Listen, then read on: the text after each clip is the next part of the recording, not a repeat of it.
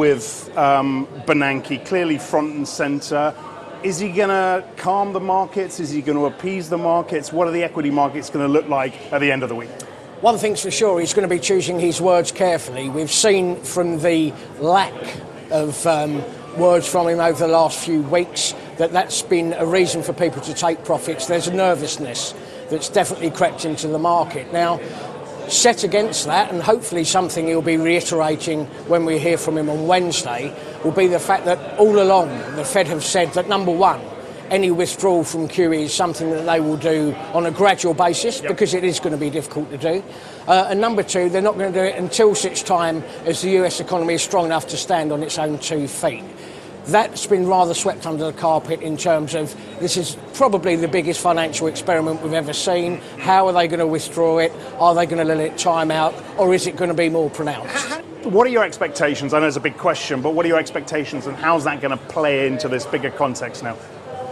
Notwithstanding what's happened over the last few weeks, the Dow Jones and of course the FTSE 100 still significantly up in the year to the date, largely driven by corporate earnings. Just casting our minds back, of course, the big quality companies took the knife to their cost lines in 2008, 2009. A lot of their sales are now dropping through to the bottom line. A lot of them are beginning to build up cash piles. As such, they're in pretty good shape. So the only potential foe we've got come the Q2 reporting season is heightened expectations, and those have been battened down slightly as well. So one would hope, if anything, it's going to prove a positive catalyst as opposed to the negative sentiment we're currently seeing. And is it enough? Okay, so assume Q2 is generally better.